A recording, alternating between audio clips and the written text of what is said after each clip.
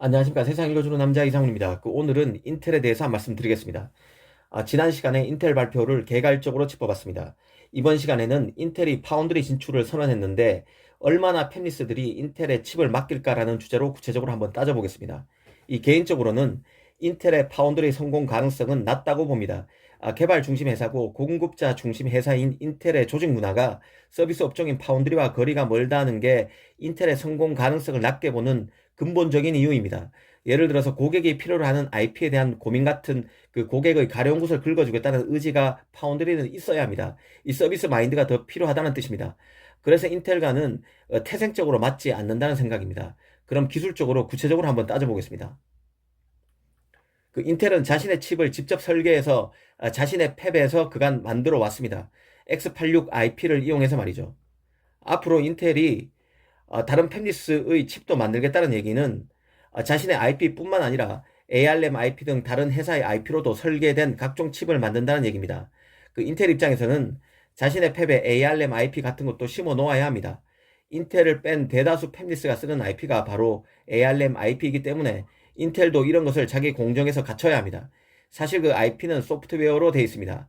그런데 이 IP를 사용하는 사람들은 소프트웨어를 사용하는 게 아니라 소프트웨어가 하드웨어로 구현된 것을 쓰게 됩니다. 흡사 블록처럼 말입니다.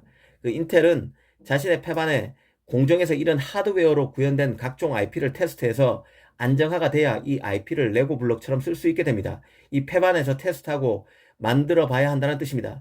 이런 작업을 하는데 근 2년가량이 걸립니다.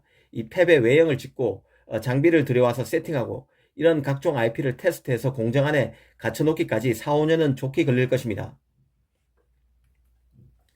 지금 인텔의 발표를 보면 기존 팹을 활용해서 파운드리로 쓰지 않는다는 입장입니다.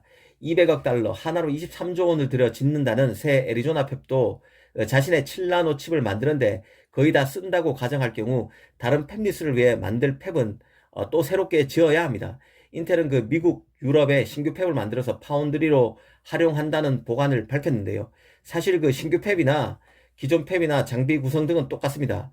그런데 기존의 것은 이전대로 인텔 칩을 만드는데 쓴다고 가정하면 결국 미국, 유럽 등에 새롭게 라인을 만들어 장비 입고 IP 새로 신기 등을 통해서 세팅을 마무리하기까지 빨라야 2025년은 돼야 공장 가동이 가능할 것입니다.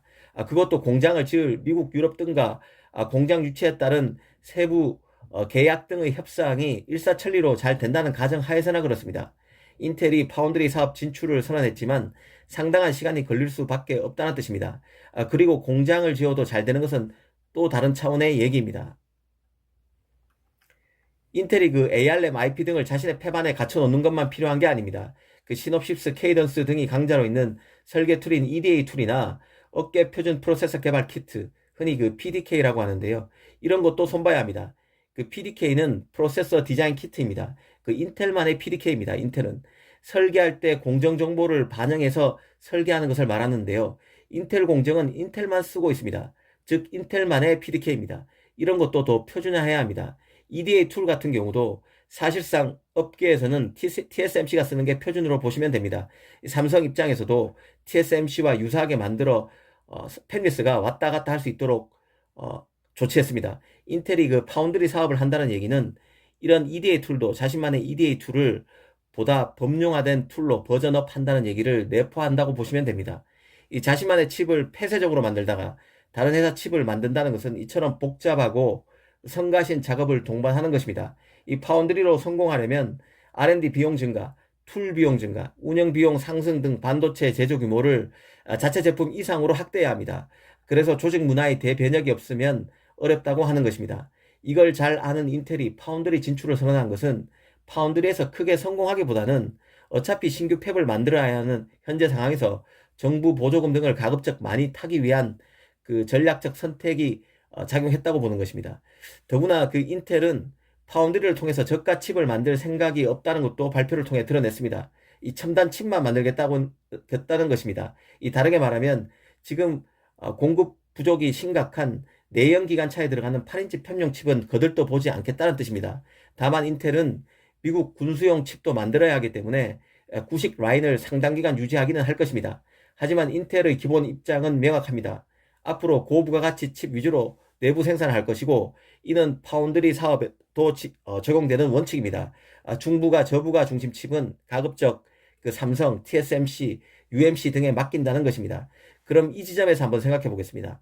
인텔에 칩을 맡길 곳은 고부가 가치 칩을 설계할 수 있는 팹리스여야 합니다. 그럼 팹리스는 죄다 미국 업체입니다. 애플, 퀄컴, 엔비디아, AMD, 자일링스 같은 곳들이겠죠. 다르게 표현하면 모두 인텔의 경쟁사들입니다. 이런 곳들이 인텔에 쉽게 칩을 맡길 수 있을까요? 어렵다고 봅니다. 경쟁자이기 때문입니다. 미국 정부 입장에서야 인텔이 미국 기업의 칩을 만드는 게 더 안전하다고 생각할 것입니다. 맞는 얘기겠죠. 대만이 중국과 전쟁을 할 수 있고 전쟁까지는 아니더라도 그런 위험스러운 분위기가 연출될 수도 있습니다. 우리도 북한과 무슨 일이 벌어질 수도 있을 것입니다. 이런 관점에서 보면 인텔이 안전합니다. 하지만 이건 유사시에나 해당되는 얘기입니다. 평소에는 삼성 TSMC와 작업하던 팹리스들이 인텔로 갈아타는 데 따른 메리트가 전혀 없습니다. 메리트는커녕 더 번거롭기만 할 것입니다. 유사시가 아닌 평상시 인텔이 삼성 TSMC 고객을 뺏어오려면 수주 단가를 확 낮추는 식의 파격적인 조치가 없다면 쉽지 않을 것입니다. 이것은 천하의 인텔이라도 마찬가지입니다.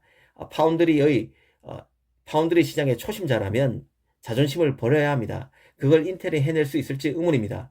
그래서 인텔 파운드리 사업의 성공 가능성이 낮다고 보는 것입니다. 다만 장기적으로 보면 분명히 기존 업체인 TSMC, 삼성 등도 타격을 받을 것입니다.